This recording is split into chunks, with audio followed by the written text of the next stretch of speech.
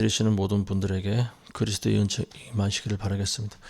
오늘 본문 말씀은 열왕기하 7장 3절부터 11절 말씀입니다.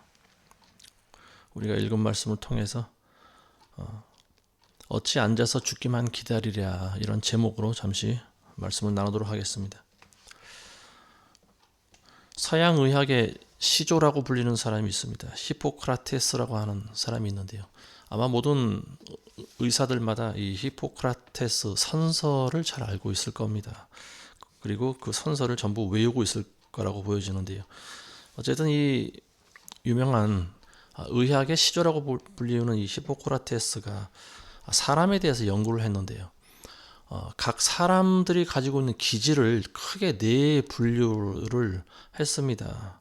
그러니까 사람들마다 어떤 그런 몸에 있는 그 액체, 그러니까 뭐 침이라든지 담즙이라든지 뭐 이런 그런 거를 이제 그 분류를 했던 것 같아요. 그래서 기질적인 차이가 있다, 이렇게 발표를 했는데, 이제 우리가 잘 알고 있는 그 네 분류로 기질을 나눠 있는데, 그것이 이제 뭐 다혈질, 그리고 담즙질, 그리고 점액질, 우울질, 뭐 이런 네 분류로 사람을 나눈 거죠. 이 다혈질은 혈기가 많은 사람을 말합니다. 이 사람들의 특징은 뭐냐? 의리가 있고, 그리고 밝은 성격을 가지고 나서기를 좋아하는 사람들입니다. 분위기를 즐겁게 해주는 그런 장점이 있는 반면에 또 금방 잊어버리는 특징이 있죠. 그러니까 뒷감당을 잘 못하는 그런 또 단점이 있는 것 같습니다. 성경의 인물 중에서 이제 베드로 같은 사람이 이제 다혈질이다, 이렇게 볼 수가 있고요. 반면에 이 우울질이라고 하는 사람이 있습니다. 우울질에 속하는 사람들은 감수성이 예민하고 정서가 풍부한 사람들이에요. 그리고 진지하고 신중합니다.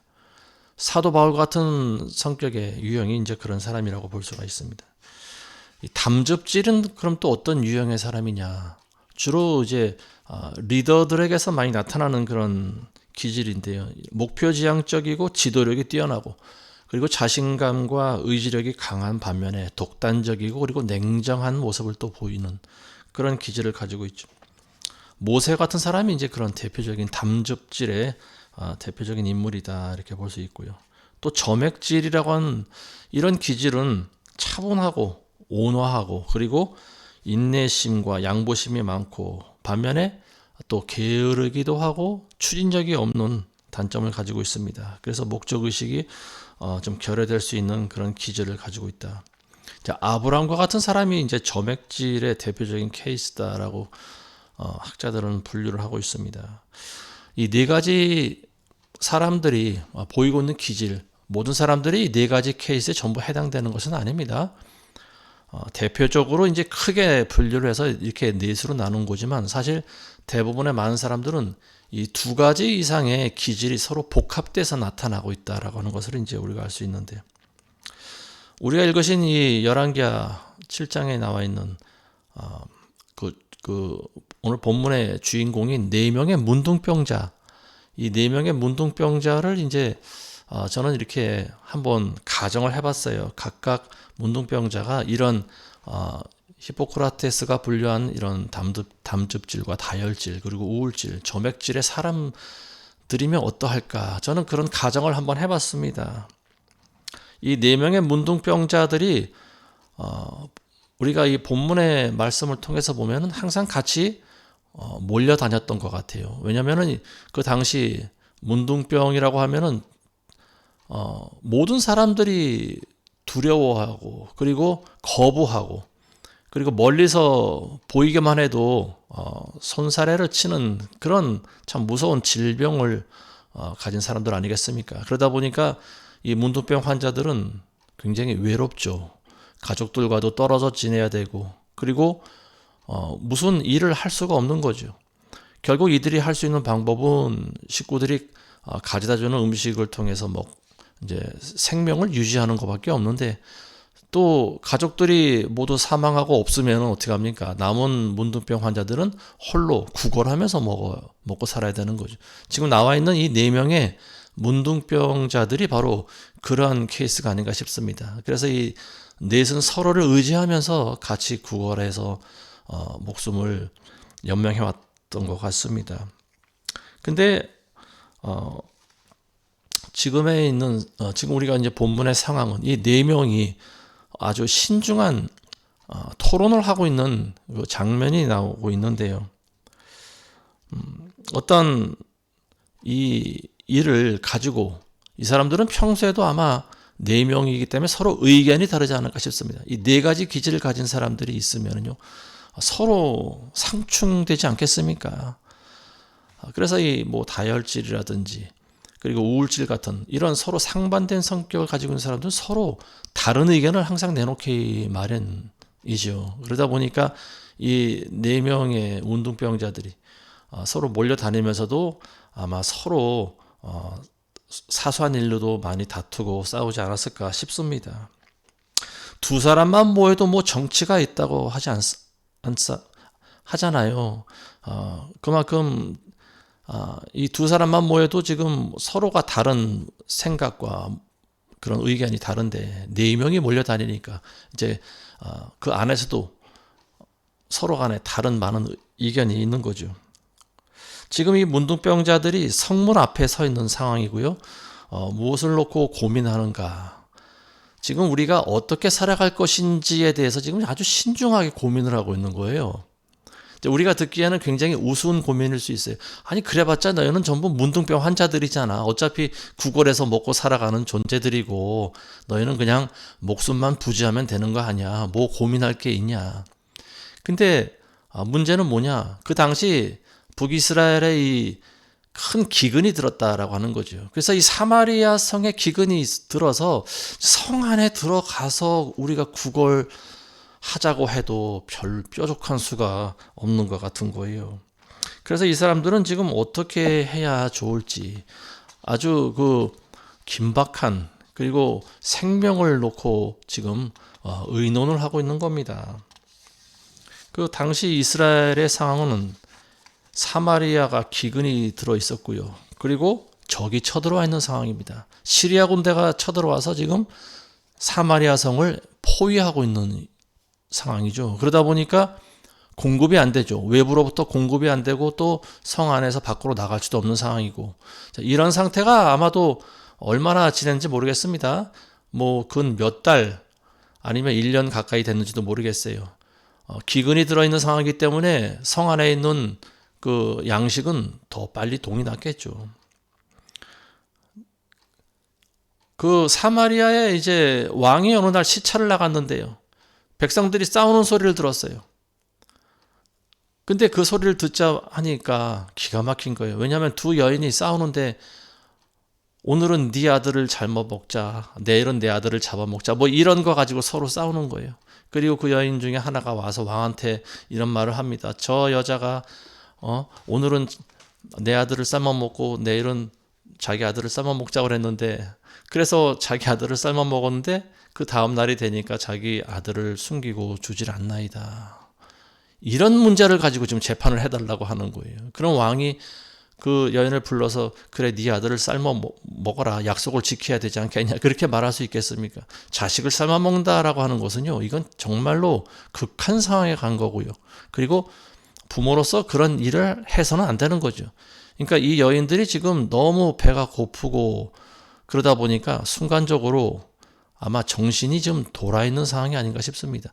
근데 이런 일이 성경에 기록되어 있지만 실제로도 그런 일이 일어날 수가 있다라고 하는 거죠. 왜냐하면 바로 북한에서도 그런 일이 일어났다라고 하는 거죠. 북한에서도 자기 자식을 잡아먹었다라고 합니다. 증언하고 있어요. 북한에서 탈북한 사람들이. 얼마나 먹을 게 없으면 자기 자식을 먹을까? 아마도 살아있는 자식을 잡아먹진 않았을 거라고 보여집니다. 자식이 먹을 게 없어서 굶어 죽으니까 아마 그 자식을 파묻지는 못하고 어떻게 할까 슬퍼하다가 결국 눈이 돌아서 자식을 잡아먹지 않았나. 이게 너무나 비참한 상황인 거죠. 사람은 극에 달하면 상식을 벗어나는 짓을 합니다. 지금 이런 상황이에요. 과거의 북이스라엘의 상황이. 4명의 문둥병자들도 아마 수날 며칠 동안을 아마 굶었을 거라고 보여집니다. 그러니까 이 사람들도 눈이 돌아가기 직전인 거예요. 그래서 뭔가 결판을 내야 되는데 4명이 전부 의견이 처음에는 달랐어요.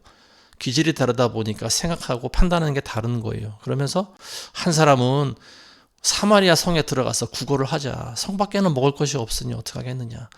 또 한 사람은 거기 들어가면은 거기도 마찬가지야. 먹을 게 없어. 그리고 우리가 성 안으로 들어가면은 구걸하기 전에 먼저 돌에 맞아 죽을 거야. 왜냐하면 문둥병 환자들은 성 안으로 못 들어가게 돼 있어요. 율법에 분명히 기록이 되어 있습니다. 문둥병 환자들은 진영 밖에 나가 살아야 되는 거예요. 성문 안에 들어갔다가 발견되면은 돌에 맞아 죽을 수 있는 거죠. 그런 이제 이런 상황이니까 들어가지 말자 그러고, 또 어떤 사람은 그냥 이대로 좀 앉아서 기다려보자. 시간이 지나면 좀 좋아지겠지. 때를 기다려보자. 또 이렇게 이야기하는 사람도 있고요. 또 어떤 사람은 차라리 우리가 이렇게 앉아서 죽느니 이래도 죽고 저래도 죽고 차라리 우리가 시리아인들한테로 가서 그들에게 항복을 해보면 어떨까. 그럼 그들이 우리를 불쌍히 여겨서 먹을 거라도 주지 않을까. 이스라엘 안에는 지금 먹을 게 하나도 없는데 적들은 그래도 먹을 게 있잖아. 우리가 거기서 죽더라도 한번 시도를 해보고 죽자. 이래 주거나 저래 주거나 마찬가지 아니겠느냐. 그래서 4명이 지금 이걸 가지고 계속 상의하고 또 토론하다가 결국은 이제 모든 네 명의 이 서로 기질이 다른 문둥병 환자들이 결국은 한 가지 방법으로 의견이 통합이 되는데, 가장 확률이 많은 게 그래도 적군한테 가서 항복하자라고 하는 거예요. 왜냐하면 거기는 우리가 죽을 확률도 있지만 먹을 것이 있기 때문에 우리가 구걸할 만한 어떤 비빌 만한 조그만 확률이라도 있다라고 하는 거죠. 근데 지금 이스라엘 성중 안에는 먹을 게 없다라고 하는 거예요. 그들이 우리를 불쌍히 여겨서 먹을 것 준다 하더라도 우리는 그 전에 아마 돌에 맞아 죽을 것 같아. 이런 판단을 내리지 않았나 싶습니다. 이 문둥병 환자들, 기질이 다르지만 이들은 공통적으로 4명이 모두가 문둥병 환자들이었고요. 그리고 조금 있으면은 굶어 죽을 그런 상황이었다라고 하는 거죠. 그래서 걸어갈 힘이 조금이라도 남아있을 때 이들은 이스라엘 성 안으로 들어가는 것보다는 차라리 적진을 향해 가서 그들에게 구걸하기로 결정을 내렸습니다. 힘이 있을 때 최선의 길을, 최선의 방법이라고 생각되는 그 방법을 선택한 거예요. 그리고 그들의 선택은 가장 탁월한 선택이었다. 자, 그래서 이 사람들이 이제 땅거미가 질 무렵에 시리아 진영을 향해서 걸어갑니다.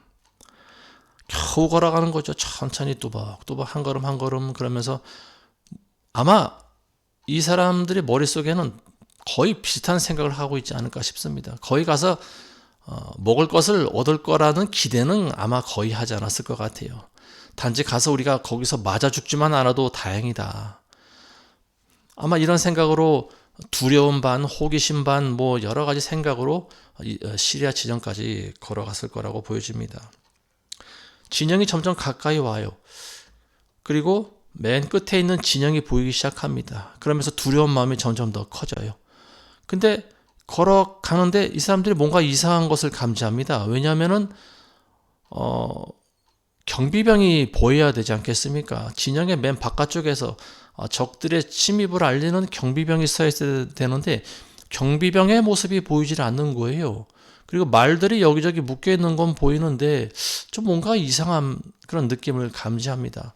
그래서 더 가까이 다가가 보는 거예요. 근데 사람이 한 명도 보이질 않아요. 말도 메어 있고 그리고 진들도 이 텐트들도 그대로 있는데 왜 사람이 안 보일까? 그래서 이 사람들은 한참 주저하다가 한 텐트 문을 열고 이렇게 몰래 들여다봅니다.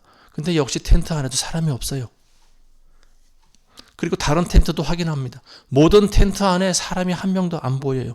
진영 자체에 개미 새끼 한 마리도 없습니다. 짐승들밖에 없어요. 이 사람들은 뭐 두고 볼 게 없어요.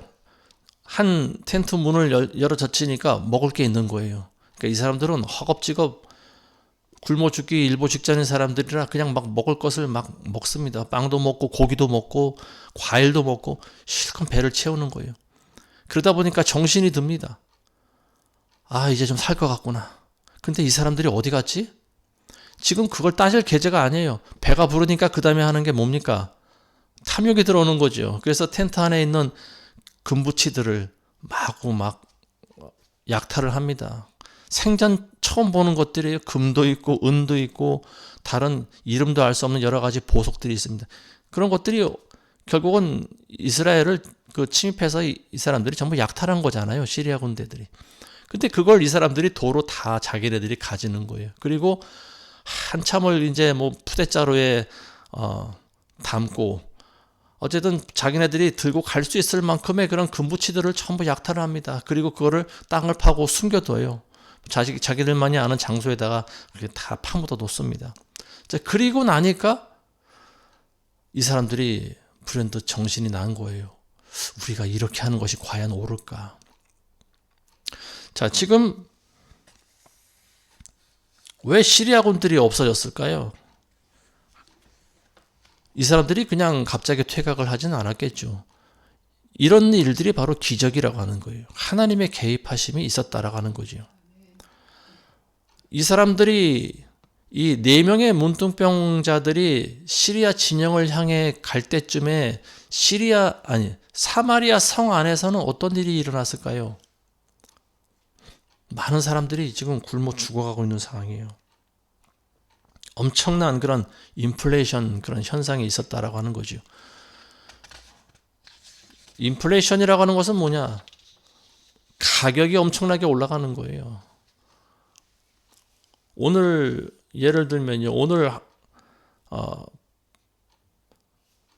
쌀이 한 대에 뭐 10,000원이었는데 갑자기 인플레이션이 오게 되면 어떻게 됩니까? 쌀 한 대에 10,000원 하던 것이 갑자기 10만 원, 100만 원 막 이렇게 올라가는 거예요. 그 당시 사마리아 성 안에 어느 정도까지 올라가느냐? 당나귀 머리 하나가 은 80개 팔렸다라고 하는 거죠. 그리고 비둘기 똥 한 갑이 그리고 은 5개.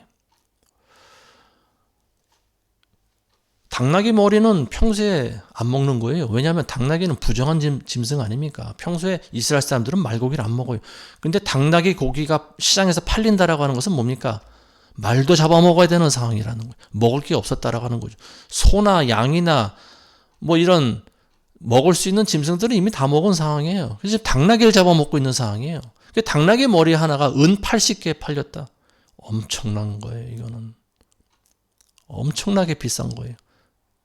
베네수엘라와 관련된 뉴스를 보면 그런 일들이 일어나지 않습니까? 돈을 푸대자루로 가지고 와도 빵 한 개 하고 바꿔먹는 그런 상황입니다.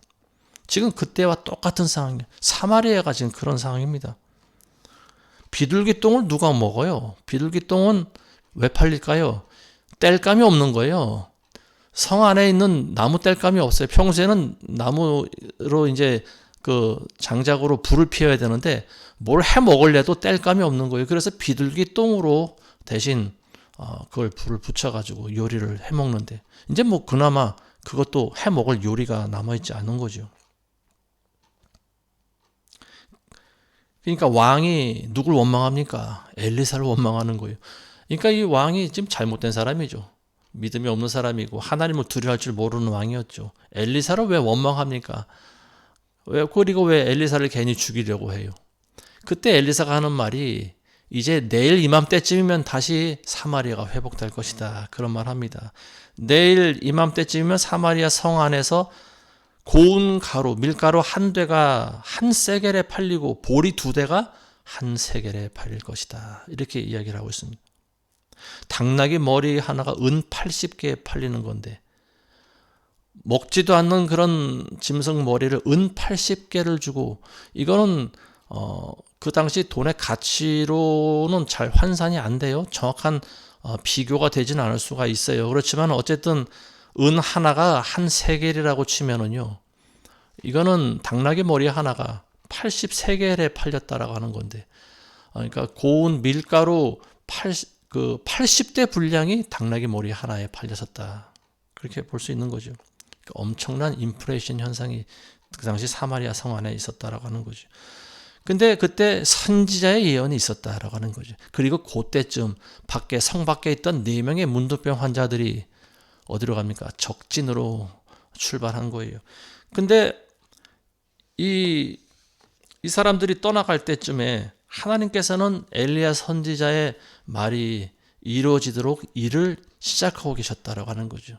그 땅거미가 제일 무렵에 문둥병 환자들이 출발했는데 그때 하나님께서는 시리아 군대들에게 역사를 하셨어요. 어떻게 역사하셨냐? 큰 말발굽 소리가 들리게 한 거예요. 환청을 듣게 하신 거죠.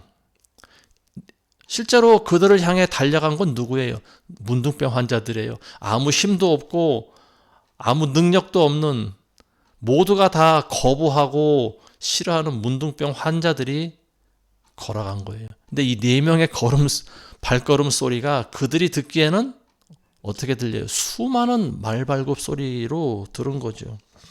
이 사람들이 그 마차 소리, 막 이 말발굽 소리, 이걸 듣고 어떻게 합니까?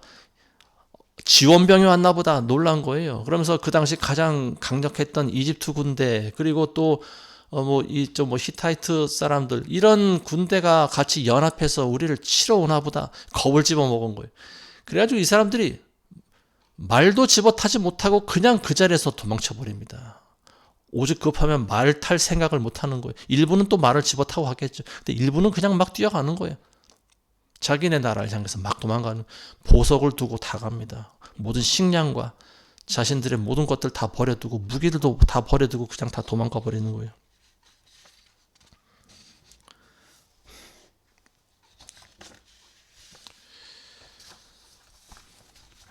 이게 하나님의 역사하심인 거예요. 다른 게 기적이 아닙니다. 이런 것들이 바로 기적인 거죠. 이런 일이 어떻게 일어날 수 있을까요? 이스라엘 사람들의 힘으로 시리아 군대를 물리칠 수 있는 힘이 없습니다. 이 사람들은 먹을 게 없어요. 먹을 게 없으면 병사들도 힘이 없어 싸우질 못해요.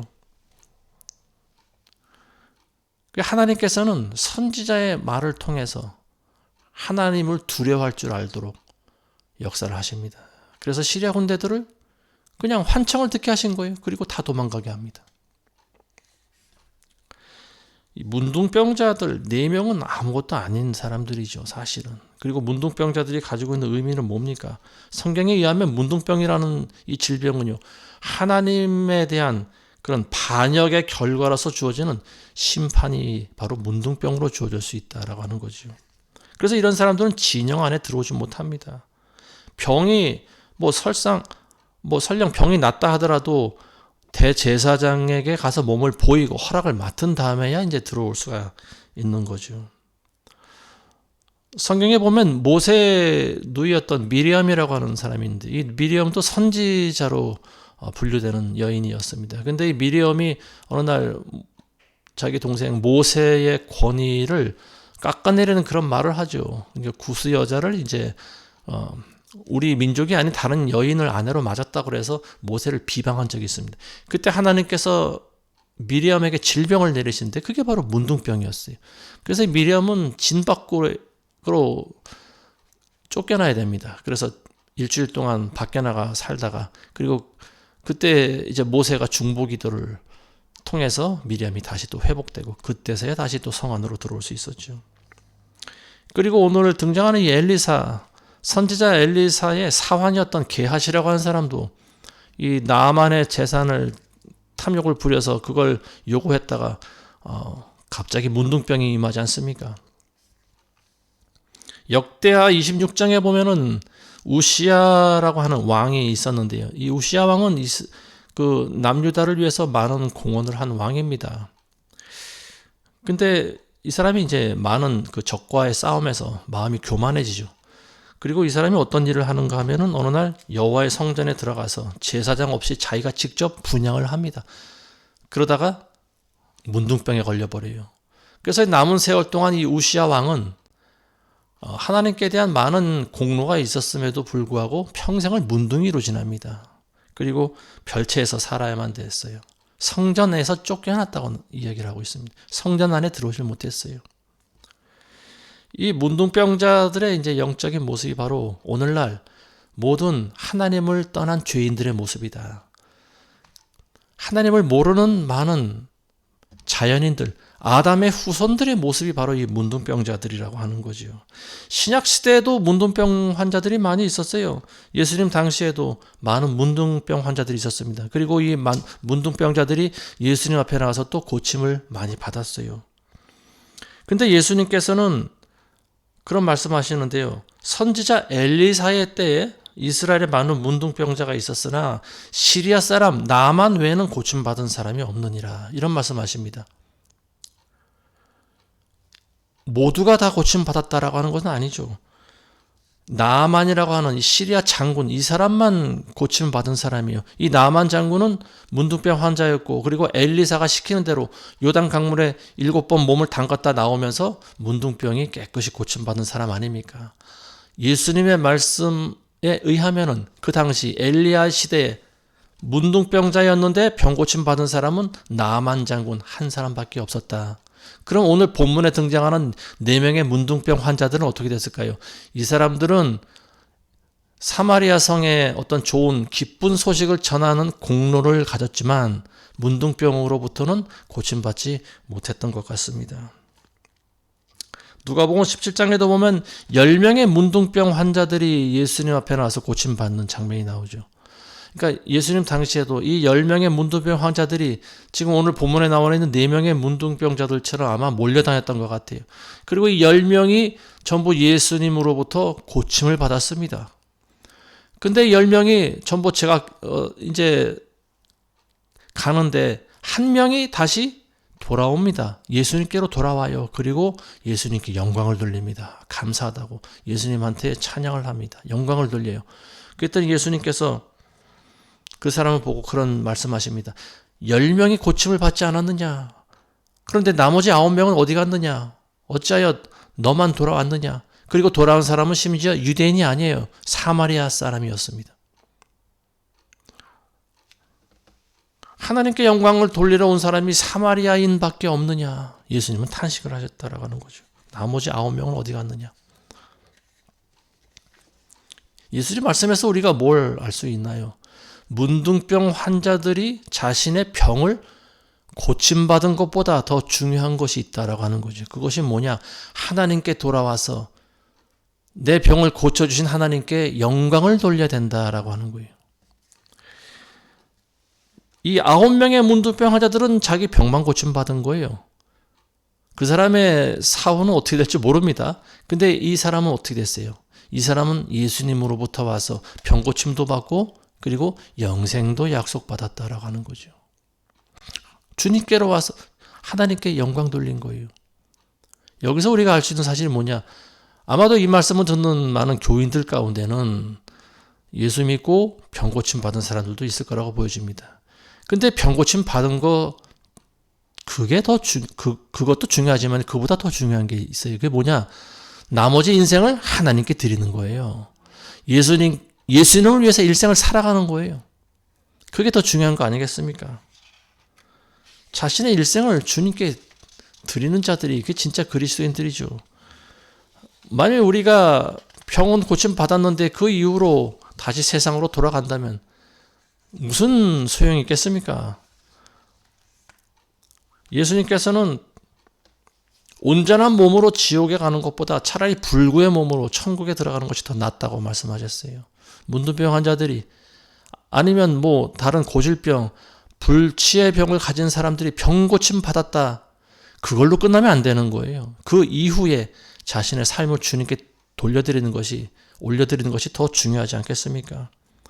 오늘 본문에 나와 있는 4명의 문둥병 환자들은 한참 고민을 하다가 결국 가장 탁월한 선택을 내렸습니다. 그 자리에 가만히 있었으면 어떻게 됐을까요? 그냥 굶어 죽는 거 아니겠습니까? 그래서 이 사람들은 조금이라도 힘이 남아있을 때 차라리 적에게 항복을 하고 그들에게 먹을 것을 구하자. 그런 선택을 한 거죠.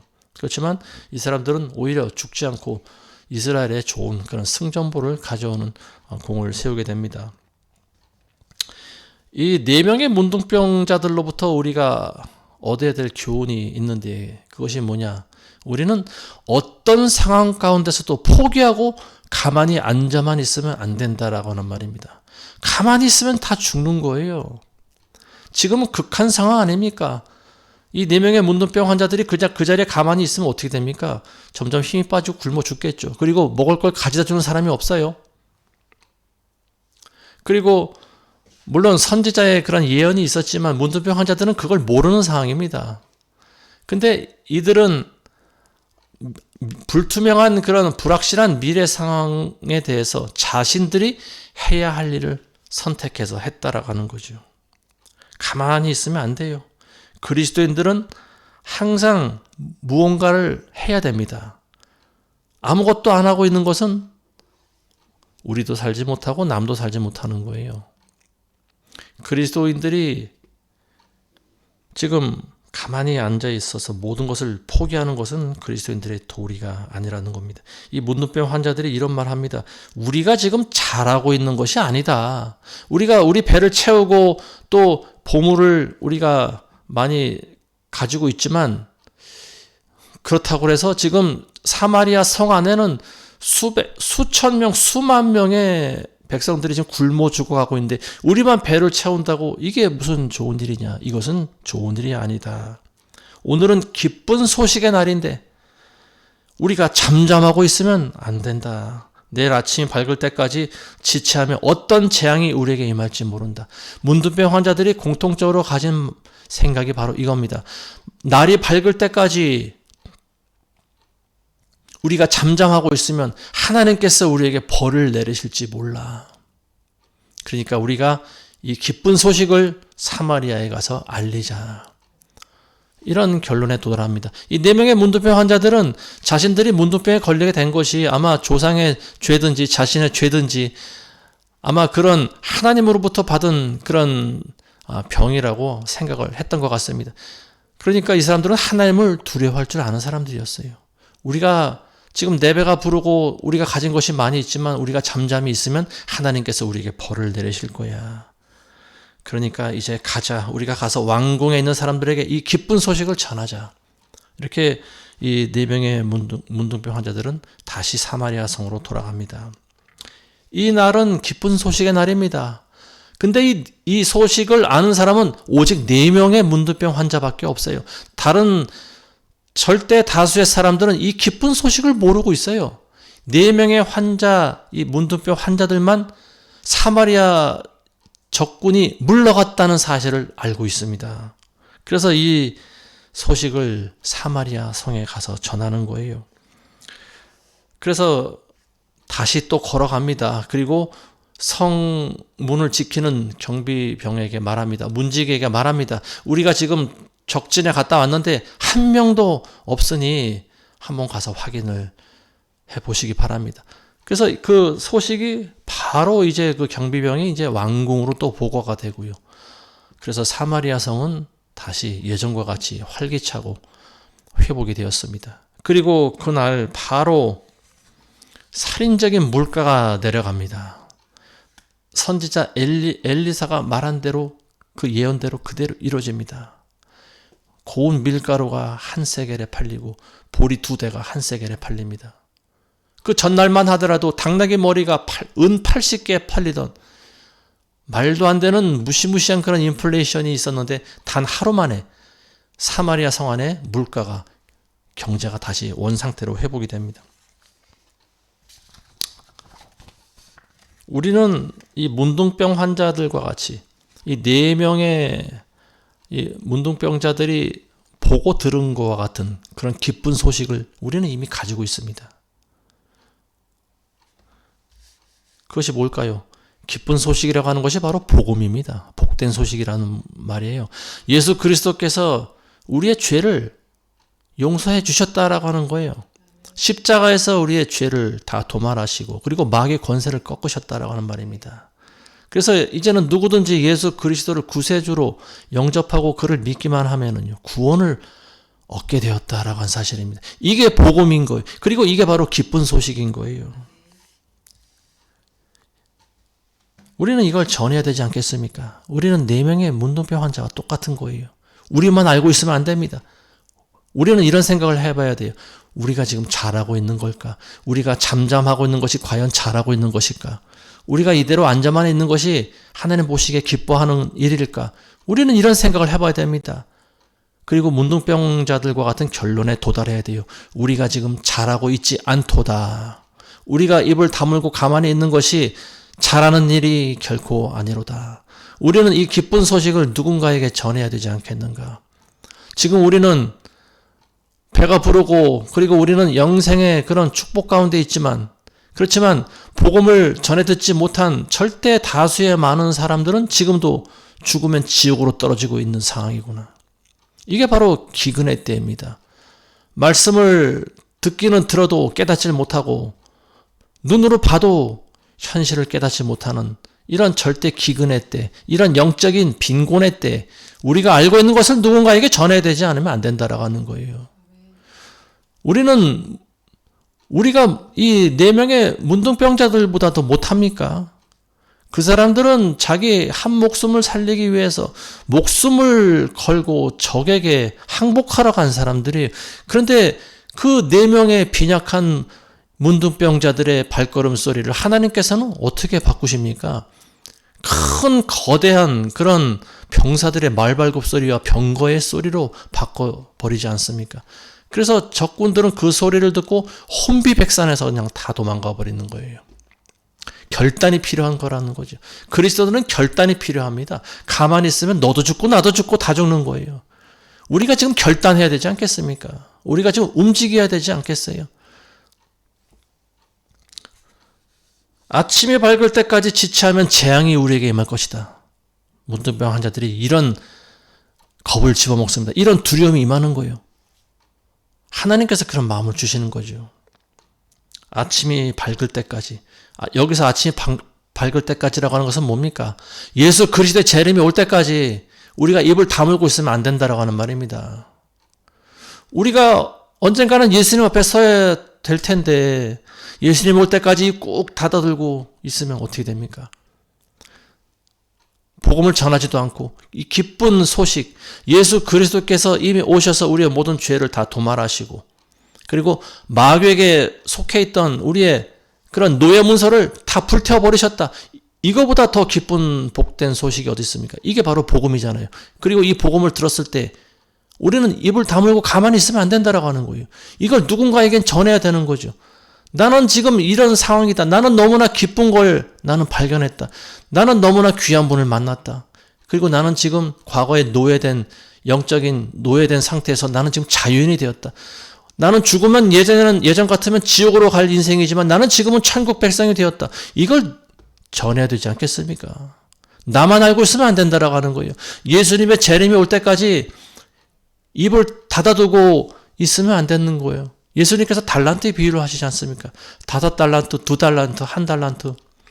5달란트와 2달란트 받은 사람들은 이걸 가지고 장사를 합니다. 그리고 이문을 남깁니다. 그리고 예수님이 오실 때 그걸 주인에게 돌려드립니다. 근데 1달란트 받은 사람은 어떻게 해요? 이거를 땅에다 파묻어둬요. 왜냐하면 이 사람은 자신이 없는 거예요. 이걸 가지고 내가 장사를 해서 손해를 보면 어떡하지? 그리고 이걸 그냥 가지고 있다가 누가 내 걸 훔쳐가면 어떡하지? 이 사람이 내린 결론은 뭐냐? 이걸 땅에다 파묻어두는 거예요. 근데 예수님 오실 때, 주인이 오실 때 어떻게 합니까? 이 1달란트 받은 사람은 예수님으로부터 책망을 받습니다. 이 게으르고 무지한 종아, 책망을 받습니다. 가만히 앉아있는 사람이 바로 이 1달란트 받은 사람이라는 거예요. 우리는 예수님 만난 사람들은 누구나 다 달란트가 있어요. 하나님께서는 우리 모두에게 다 은사를 주셨습니다. 그리고 기쁜 소식을 주셨잖아요. 내가 가진 재주가 없어도 우리가 가지고 있는 그 기쁜 소식을 우리는 누군가에게 전해야 된다라고 하는 거죠. 그게 바로 우리의 의무입니다. 땅에다 파묻어 두시면 안 되는 거예요. 가만히 있으면 안 되는 거예요. 아무것도 할 게 없거들랑 예수님께서 그렇게 말씀하시지 않습니까? 그 1달란트를 땅에다 파묻어 두지 말고 차라리 은행에다 맡겨서 이자라도 받아야 되지 않았겠냐. 그게 지혜로운 거라고 하는 거죠. 그게 청지기의 자세 아니겠습니까? 아무것도 안 하고 땅에 파묻어 두는 것은 예수님 오실 때 책망을 받는 거예요. 심판을 받습니다. 하나님께서 우리에게 주신 은혜가 많이 있는데 우리는 그걸 알려야 될 의무가 있습니다. 그리스도인들은 하나님을 알려야 됩니다. 예수님의 은혜를 전해야 됩니다. 내가 받은 기쁜 소식을 전해야 돼요. 적들이 몰려갔습니다. 우리가 적진에 와보니까 사람은 한 명도 없고 말들과 먹을 것과 식량과 금은 보화들이 가득 있더이다. 여러분들도 와서 이들이 남기고 간 것을 전부 획득해 가시기 바랍니다. 저들의 것을 전부 취하시기 바랍니다. 우리는 이미 많은 걸 먹고 많이 가지고 있습니다. 당신들도 와서 우리가 가지고 있는 기쁜 소식에 같이 동참하시기 바랍니다. 사마리아 성에 가서 이걸 알려야 되는 거예요. 왜 가만히 있습니까? 꼭 몸으로써 움직이라고 하는 건 아니죠. 그리스도인들이 해야 할 일이 있어요. 가장 중요한 건 뭡니까? 중보기도예요. 중보기도. 영적인 세계는 우리 기도를 통해서 움직입니다. 가만히 있으면 안 돼요. 물론 하나님의 그림은 움직이고 있습니다. 하나님께서는 모든 시대와 역사를 아우르시는 분이고요. 그리고 하나님의 그 큰 물줄기는, 거대한 물줄기는 움직이고 있어요. 어디로 움직일까요? 하나님의 뜻과 계획대로 움직입니다. 근데 우리가 거기에 동참을 해야 되는 거예요. 가만히 있으면 안 된다라고 하는 거죠. 무언가를 해야 돼요. 그리스도인들은 나라와 민족을 위해서 항상 기도를 하고 있고요. 그리고 이 말씀을 듣는 모든 분들은 그렇게 기도를 하시는 분들인 줄로 저는 알고 있습니다. 쉬지 말고 기도를 해야 돼요. 그리고 성령께서 우리에게 주신 레마의 말씀에 따라서 우리가 행동도 할 줄 알아야 돼요. 기도하는 거 가장 중요합니다. 그리고 어떻게 움직일 것인가. 그 다음에 그런 부분들을 개별적으로 하나님께서 우리에게 주신 그 명령들을 우리가 이행할 줄 알아야 돼요. 하나님께서 우리에게 계속 이런 사인과 이런 마음을 주시는데도 불구하고 계속 가만히 있으면 안 되는 거예요. 뭔가를 움직여야 됩니다. 평소에 선교의 비전이 있는 사람들은요, 과감히 행동에 옮기시기 바랍니다. 선교의 비전이 있다라고 하는 건 뭐예요? 자기가 선교를 놓고 그동안 그만큼 기도를 많이 했다는 거 아니겠습니까? 그러면은 기쁜 소식을 모르는 사람들한테 이걸 전해야죠. 내가 4명의 문둥병자들이 돼야 되는 거 아니겠습니까? 그 사람들은 모르고 있잖아요. 근데 나는 이미 다 알고 있고 나는 다 가지고 있어요. 이걸 나만 알고 있으면 예수님 재림 때 책망받지 않겠습니까? 이걸 모르는 사람들에게 가서 전해야죠. 다른 민족들에게 가서, 복음을 들어도 깨닫지 못하는 민족들에게 가서 복음을 전해야 되지 않겠습니까? 우리는 예수 그리스도가 오시기 전까지, 재림의 때가 오기 전까지 예수님을 위해 살아가야 됩니다. 예수님을 위해서 우리는 무언가를 계획하고 무언가를 실행을 해야 돼요. 가만히 앉아 있으면 안 돼요. 지금 우리나라뿐만이 아니고 전 세계 모든 상황이 안팎으로 전부 어지러운 그런 상황입니다. 지금도 저 멀리 전쟁하고 있고요. 그리고 우리나라도 마찬가지예요.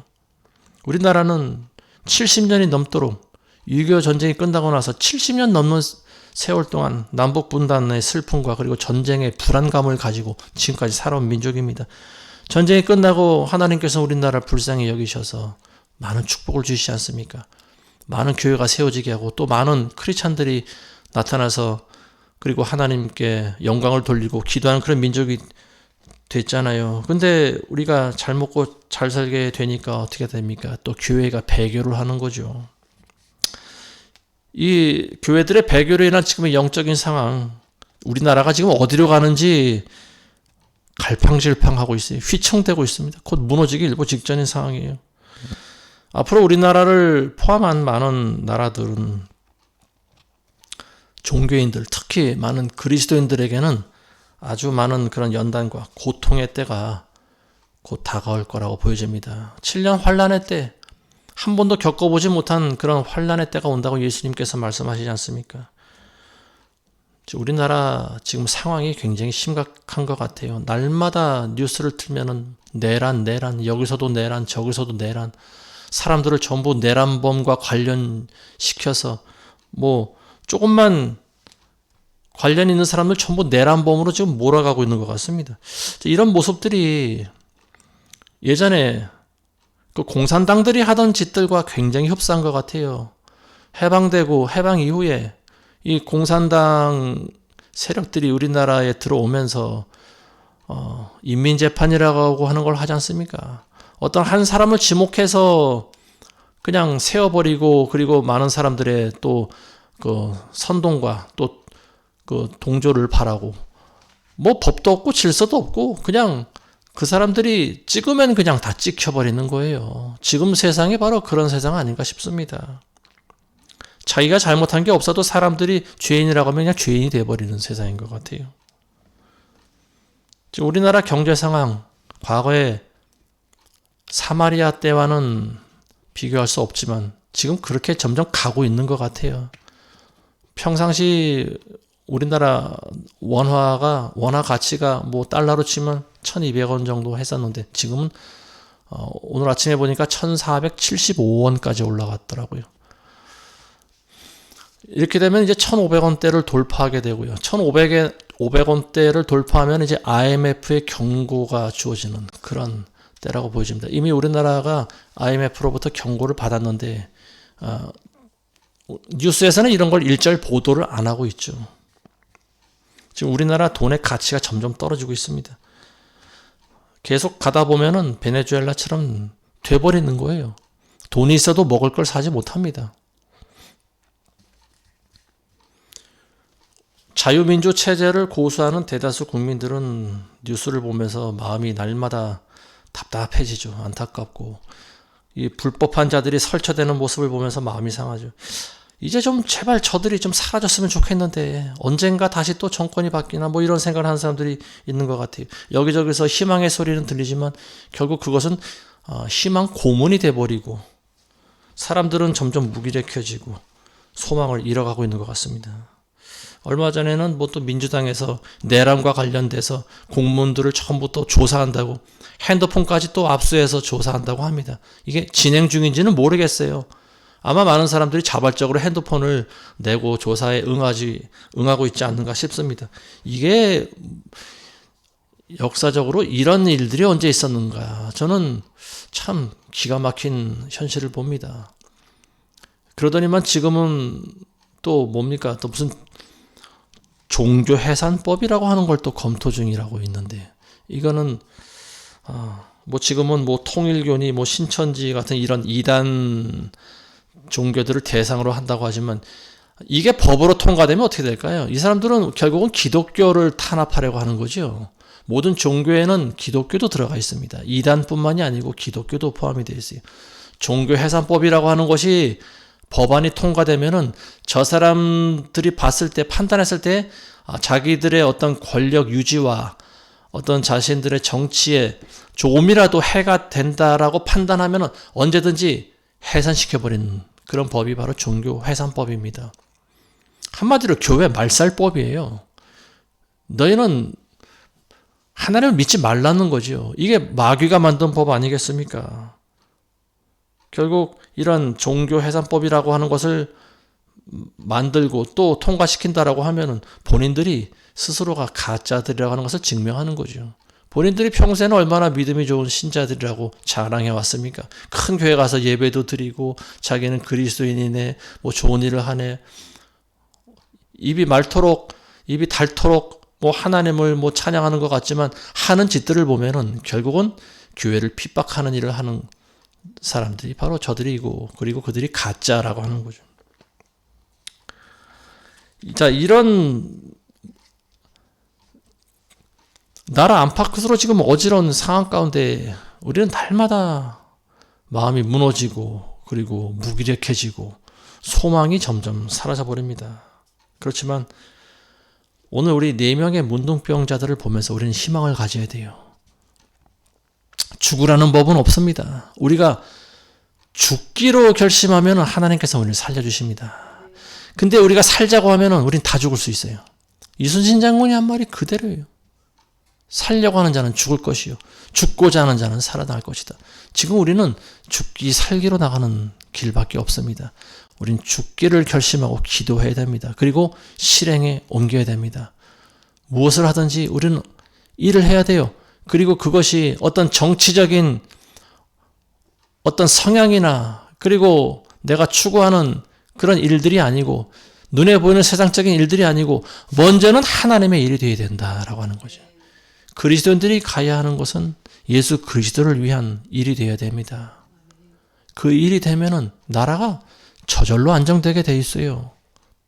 사마리아 성 안에 지금 경제가 말도 안 되게 미친 물가 아닙니까? 당나귀, 먹지도 않는 당나귀 머리가 은 80냥을 가져다 줘야지 살 수 있는. 근데 우리는 그것만 보면 안 돼요. 단면적인 면만 보면 안 되는 거예요. 우리는 하나님을 의지해야 됩니다. 지금 우리나라의 상황이 지금 말도 안 되잖아요. 지금 나라가 이렇고 불법한 자들이 지금 정권을 다 쥐고 있고 판을 치고 있는 이런 상황인데, 그런 것들을 우리는 직접적으로 그들과 대면해서 싸울 수 없습니다. 우리가 싸울 수 있는 최대한의 무기는 하나님을 이용하는 겁니다. 이용이라고 하는 말이 좀 불편하게 들릴지도 모르지만요. 우리는 하나님께 의지해야 되는 거죠. 하나님께 기도해야 됩니다. 먼저 회개를 해야 되는 거죠. 교회가 회개를 해야 되지 않겠습니까? 교회가 전부 배교한 집단이 되어버렸으니 하나님께서 우리에게 이런 그런 연단을 주시지 않겠습니까? 교회가 회개를 해야 되는데 지금 대형교단과 대형교회 목사들은 전부 입을 꾹 닫고 있죠. 목사가 연행되고 불의한 일을 당해도 입을 닫고 있죠. 대형교회 목사들은 영향력이 있는데도 불구하고 정부에 대해서 한마디 말을 안 해요. 이미 예전 문재인 정권 때도 우리가 겪은 일이지만 많은 대형교회 목사들이 하는 일이라는 게 뭡니까? 그저 자기들의 배를 불리려고 하는 거예요. 성도들이, 교인들이 와서 조금 더 예배를 더 많이 드릴 수 있게 해달라고 그거를 와가지고 거렁뱅이들처럼 그걸 부탁하는 모습을 봤을 때 정말로 마음이 무너져 내립니다. 저 사람들은 이제 더 이상 주의 종들이 아니구나, 그런 생각이 들었어요.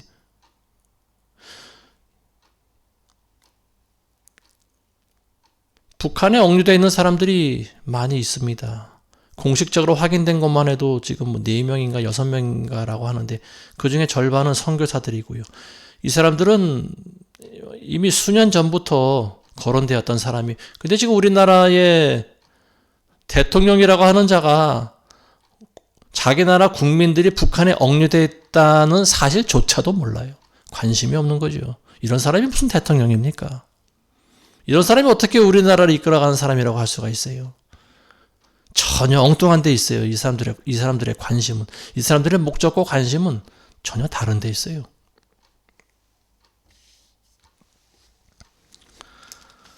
지금 말도 안 되는 이런 상황이지만 어쨌든 우리는 포기하면 안 됩니다. 우리가 포기하면 아마 저들이 원하는 바가 그게 아닌가 싶어요. 절대 포기하면 안 되며 우린 끝까지 기도해야 됩니다. 그리고 교회의 회개를 촉구해야 되고요. 그리고 교회, 이 말씀을 듣는 여러분들이 교회 일원이라면 그 교회에 가서 깨워야 돼요. 사람들을 깨워야 돼요. 하나님께서 저희를 10년 전에 한국으로 다시 돌아오게 하실 때 주신 사명이 바로 그겁니다. 너희는 교회 안에 잠자는 양들을 흔들어 깨우라고 그러셨어요. 그래서 그 일을 지금도 하고 있는 겁니다. 많은 사람들이 깨어난 것 같아요. 정확히는 모르겠지만 어쨌든 저희가 유튜브로 방송을 하고 나서 사람들이 많이 깨어난 것 같습니다. 그리고 지금도 우리는 그 일을 계속하고 있어요. 왜냐하면 아직도 교회 안에 잠자는 자들이 많이 있기 때문에 그래요. 그렇지만 영적인 눈으로 볼 때 큰 대형교회 어떤 틀 안에 갇혀 있습니까? 자기들만의 그런 교회라고 하는 크고 화려한 건물 안에 갇혀 있지 않습니까? 사마리아 성과 똑같은 거예요. 영적으로는 기근에 들려 있어요. 이 사람들은 양식을 먹지 못해요. 하나님의 말씀을 듣지 못해요. 분별을 못합니다. 성 밖에서 어떤 일이 일어나고 있는지조차 몰라요. 우물한 개구리들이에요. 그대로 있다가 그냥 같이 멸망하고 죽어버리는 거예요. 자기 교회 담임 목사의 말만 듣다가, 인본주의적인 설교만 듣고 있다가, 모든 사람들이 전부 하나님으로부터 달란트를 받았음에도 불구하고 전부 그 자리에 파묻어 버립니다.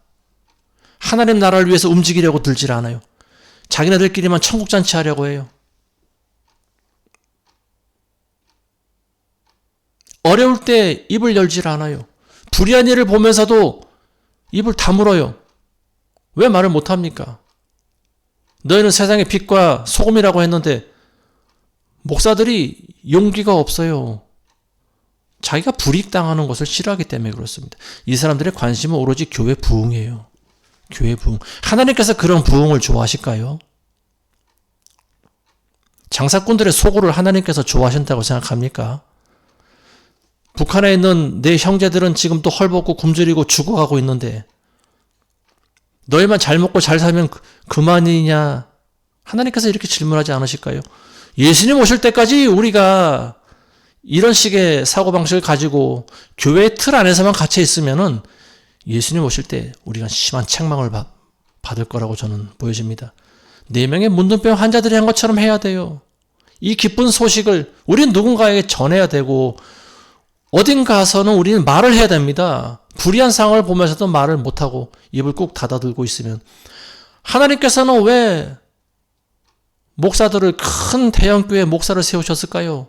그만한 영향력이 주어지면은 그만한 발언권도 주어지지 않겠습니까? 우리나라에 대해서 이런 불법한 집단들이 나라를 휘젓고 있는데 말을 왜 못하고 있습니까? 말을 해야죠. 당신들은 지금 우리나라를 잘못된 방향으로 이끌어가고 있습니다. 당신들은 지금 미국과 우리의 동맹국인 미국과 연합해야지 중국과 연합해서는 안 됩니다. 왜 중국과 연합하면 안 됩니까? 지금 중국은 공산국가입니다. 그리고 그들은 교회를 대놓고 핍박하는 자들이죠. 교회를 무너뜨리고 있어요. 얼마 전에도 그 개신교 지하교회 목사를 그리고 그 부목사들을 전부 잡아가지 않습니까? 교회에서 예배를 드려도 좋은데 공산당을 찬양하라고 하는 거예요. 이게 무슨 말도 안 되는 짓입니까? 그리고 이 사람들은 공산당들을 찬양하는 그런 자기네들이 성경을 또 만들어냈다고 하는 거죠. 전부 가짜를 만들어내고 있는 거예요. 그리고 그런 중국과 야합하려고 하는 우리나라의 권력, 그리고 또 그 권력과 빌붙은 우리나라의 교회들, 대형교회 목사들, 전부 하나같이 똑같은 사람들입니다. 예수님 오실 때 전부 책망받을 사람들이에요.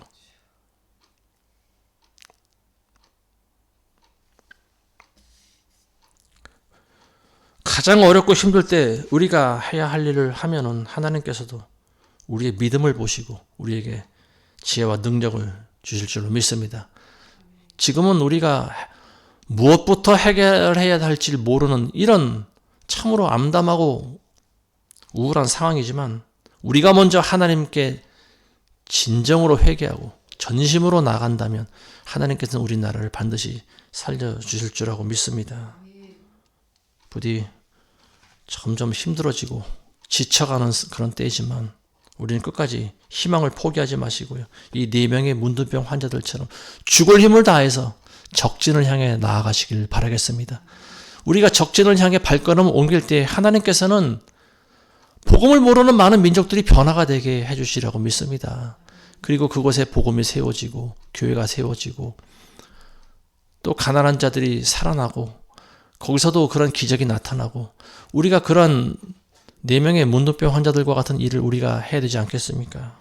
아무쪼록 우리는 그 자리에 앉아만 있지 말고요. 무언가를 행하시는, 그래서 하나님 기뻐하시는 모두가 되시기를 주의 이름으로 축원합니다. 기도하겠습니다. 하늘 아버지 감사합니다. 오늘 우리는 4명의 문둥병 환자들에 대해서 우리는 교훈을 얻었습니다. 아버지 가만히 있으면 모두가 다 죽는 상황입니다. 사마리아 성 안에 있는 사람도 죽고 이 4명의 문둥병자들도 다 죽는 상황입니다.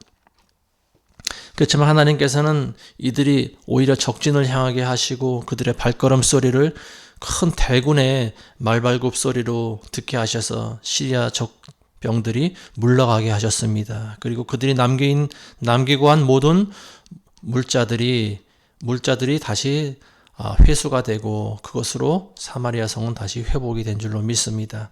하나님 지금 우리나라가 암울한 상황이지만 하나님 깨어있는 그리스도인들이 합심해서 기도하고 또 우리가 움직인다면 그래서 하나님의 마음을 기쁘시게 한다면 하나님께서 반드시 이 나라를 살려주실 거라고 믿습니다. 비록 교회가 배교한 상황이지만 우리는 끝까지 저들의 회개를 촉구하는 기도를 드리게 하시고 암울한 상황 가운데서도 끝까지 희망을 포기하지 않고 기쁜 소식을 만방에 전파할 수 있는 그런 선교적인 사명을 우리 모두가 다 가질 수 있도록 도와주시옵소서. 예수님의 이름으로 기도합니다. 아멘.